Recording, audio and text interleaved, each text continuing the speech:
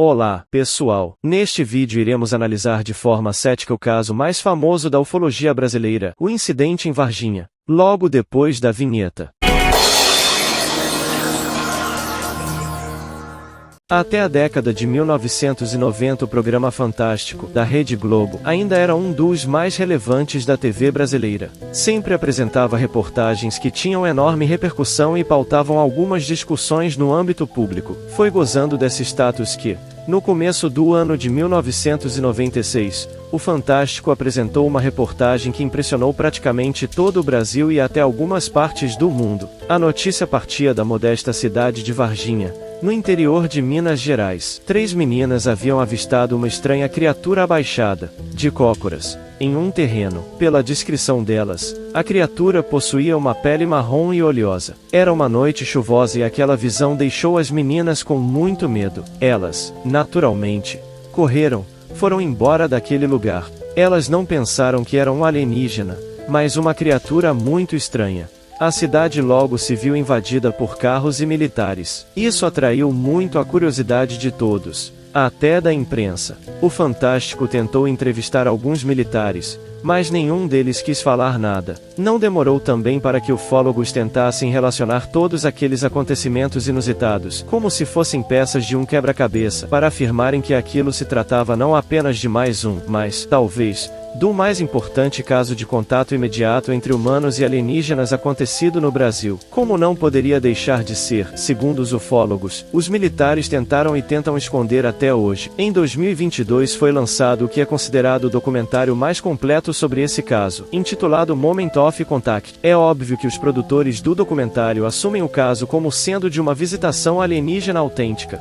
É claro que jamais abririam espaço para céticos, pois ceticismo não dá audiência e não dá lucro. As pessoas gostam de coisas extraordinárias, mesmo que não existam evidências dessas coisas. Análise crítica. Para que serve isso? É muito melhor sonhar que estamos sendo visitados por seres extraterrestres e essa coisa de ceticismo só atrapalha. Mas, enfim, é bastante elucidativo também que histórias extraordinárias como a do incidente em Varginha costumam sofrer o fenômeno do telefone sem fio. Uma história que começa de um jeito e vai incorporando mais elementos em sua trama conforme o tempo passa. É assim que se formam as lendas, tanto urbanas quanto rurais. E o caso do de Varginha é uma das mais intrigantes lendas urbanas das últimas 3 décadas no Brasil. O documentário apresenta depoimentos de populares, das garotas que supostamente viram a criatura naquele início de 1996 e de ufólogos. Entre os ufólogos, Claudeir Covo e Ademar Gevaert, pessoas sérias, sinceras e que realmente acreditavam que o que havia acontecido em Varginha era algo de origem interplanetária. Eu admirava muito o trabalho deles quando eu ainda não era cético e pesquisava ufologia e ainda os respeito muito, mas, como cético,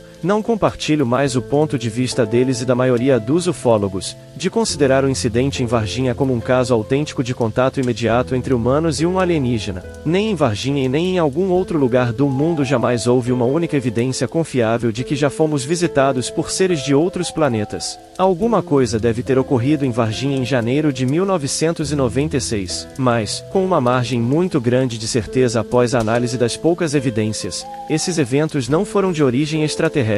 Outro ufólogo que aparece dando o seu depoimento é o estadunidense Stanton Friedman, também já falecido. Ele repete a mesma trama tão comum em casos como o de Varginha e o de Roswell. Uma nave cai, se despedaça, os tripulantes alienígenas morrem, os corpos são resgatados, os destroços da nave também. Toda a operação é coordenada por militares e a suposição de que o incidente foi de origem alienígena é ridicularizada publicamente. Stanton é sempre apresentado como sendo físico nuclear, mas ele, na verdade, dedicou maior parte do tempo dele à pesquisa ufológica, sendo um dos maiores defensores públicos da tese de que nosso planeta é constantemente visitado por seres de outros planetas. A trajetória de Stanton Friedman como ufólogo foi, analisando de forma bastante cética, um tanto rasa. As evidências que ele apresentava para defender suas teses eram sempre medíocres, insignificantes. Entre essas evidências, relatos de pessoas que alegaram ter presenciado determinado evento ufológico. Esses relatos quase sempre eram colhidos muitos anos depois que o evento alegadamente ufológico já havia ocorrido. Dessa forma, ele montava uma história tomando todo o cuidado para que a mesma se mostrasse minimamente verossímil. Foi assim que ele ajudou a construir a mitologia do famigerado incidente de Roswell. Talvez o caso ufológico mais famoso da idade contemporânea. Quem ajudou Friedman a construir a mitologia de Roswell foi um sujeito chamado Glenn Dennis, que trabalhou durante muito tempo como agente funerário na cidade de Roswell. Foi somente no final da década de 1980, mais de 40 anos depois do suposto incidente ter ocorrido, que Friedman costurou diversos pedaços de depoimentos de Dennis e compôs a extraordinária história de que uma nave caiu em Roswell e os militares resgataram os corpos dos minúsculos tripulantes. O resultado dessas elucubrações de Friedman foi publicado em 1991. Friedman juntou os fragmentos de memórias de Dennis sem o menor rigor investigativo, ignorando as falhas de memória que um idoso pode ter depois de tanto tempo decorrido de um determinado acontecimento. A presença de Friedman no documentário Moment of Contact sobre o suposto ET de Varginha é, portanto, mais pelo fato dele ter sido o autor da divulgação da mitologia de Roswell, não ajuda a conferir alguma credibilidade à produção.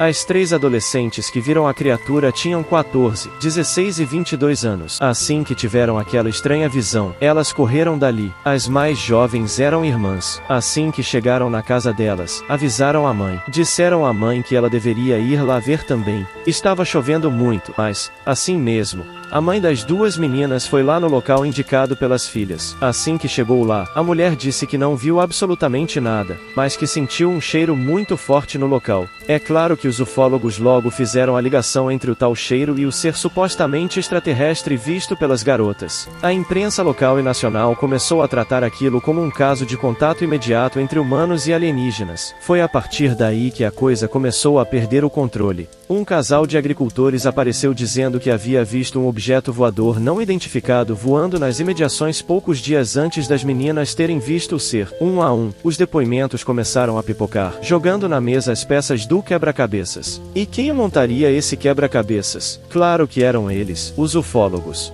O que mais intrigava os ufólogos eram os relatos sobre seres de baixa estatura sendo cuidados em um hospital e um saco que o Instituto Médico Legal usa para embalar defuntos com alguém aparentemente de baixa estatura dentro, além de militares descarregando peças metálicas distorcidas de dentro de um caminhão. Para os ufólogos, o aparente silêncio do governo brasileiro nada mais era do que um protocolo que, segundo eles, o governo dos Estados Unidos também já havia adotado diante de casos como esse, a mais completa negação seguida do mais absoluto silêncio.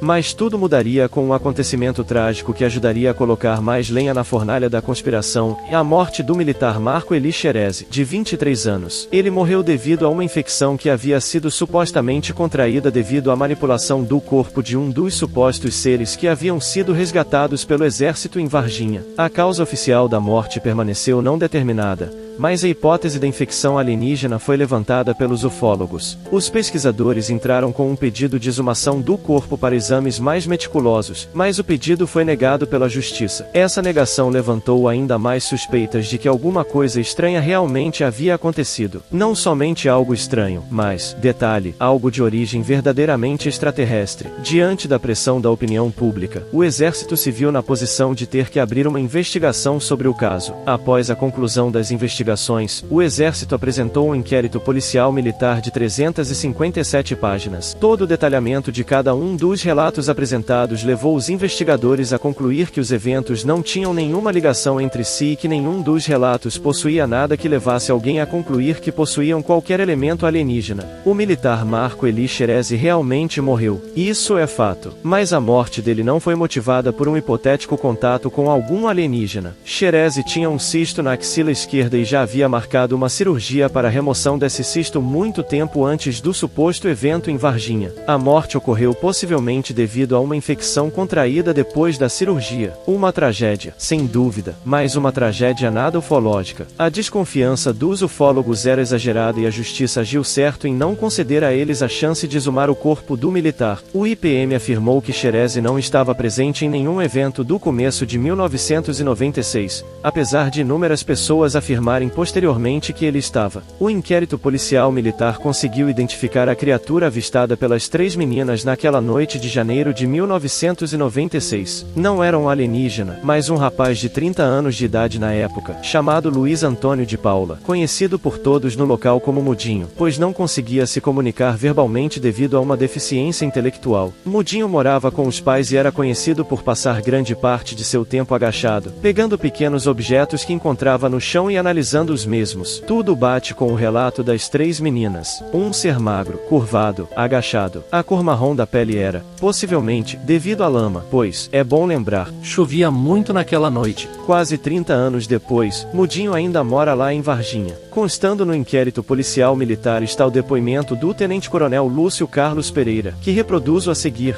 A hipótese mais provável é que este cidadão, provavelmente sujo pelas chuvas e agachado junto a um muro, tenha sido confundido por 3 meninas aterrorizadas com uma criatura espacial. Como já foi dito, a conclusão do IPM bate com o relato das meninas. Mudinho estava fora de sua casa nesse dia. Como chovia muito, seu corpo estava coberto com a lama da chuva. Estava se comportando como sempre se comportou, ficando agachado, curvado, pegando coisas no chão. Pode ser que elas tenham visto um hipotético alienígena? Até poderia, se essa explicação não esbarrasse na explicação muito mais plausível de que a criatura que elas viram tenha sido realmente Mudinho. Hoje, decorridas quase 3 décadas depois dos acontecimentos, as 3 meninas de Varginha continuam irredutíveis de que viram um ET e repetem isso em entrevistas que concedem, principalmente a podcasts de ufologia. Mas há um pequeno detalhe que mudou de lá para cá. Hoje, elas dizem que conheciam bastante o Mudinho e que até já haviam oferecido cigarros para ele na época. Juram que não havia jeito de confundirem ele com um extraterrestre, mas o relato original delas, de 1996, indica que elas não conheciam o Mudinho e que acharam que ele fosse um demônio quando viram o mesmo naquela noite chuvosa. Como já foi dito, as histórias desse tipo sempre vão mudando conforme o tempo passa. Os relatos seguem mudando para que as histórias fantásticas ganhem um pouco de verossimilhança.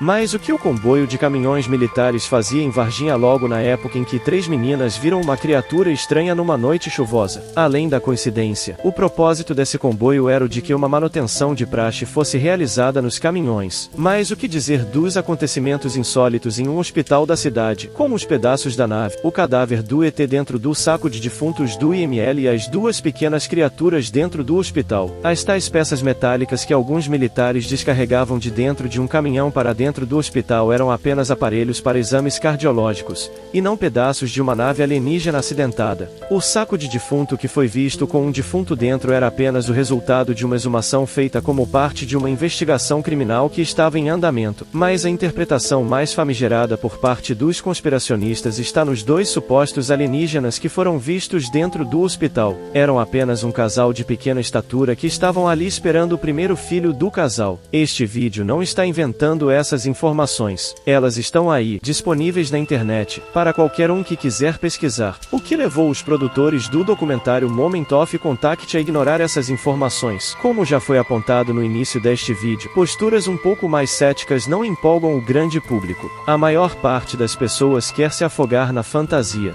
Desprezam qualquer coisa que contrarie suas crenças arraigadas. É muito mais confortador acreditar que não estamos sozinhos no universo, mesmo que essa crença seja escorada em evidências provadas como falsas ou no mínimo inconsistentes. Os produtores do documentário desprezaram as evidências de que o que ocorreu em Varginha foi uma série de mal-entendidos que serviram como peças de um quebra-cabeças para que ufólogos e pesquisadores montassem uma teoria da conspiração autenticamente brasileira. E convidaram um ufólogo como Stanton Friedman, conhecido por seus métodos nada rigorosos de investigação. A partir disso, podemos concluir que os produtores do documentário Moment of Contact tinham como objetivo o entretenimento e não a realidade. Ou seja, nesse sentido, é mais adequado chamar Moment of Contact de mockumentário e não necessariamente de documentário. O sensacionalismo vem de muito mais do que a chata e dura realidade. O canal do YouTube Fábrica de Noobs fez recentemente uma excelente análise cética do caso do ET de Varginha. A conclusão foi a de que algo aconteceu, mas não há dados suficientes para que se afirme que esses acontecimentos tenham sido de origem alienígena. Essa é a mesma conclusão a que eu e qualquer cético intelectualmente honesto tem que chegar. Faltam evidências extraordinárias para que cheguemos à conclusão de que o ET de Varginha seja realmente um ET e não um rapaz que vivia agachado pegando coisas do chão. As alegações extraordinárias daqueles que defendem a tese da origem alienígena do incidente são inconsistentes.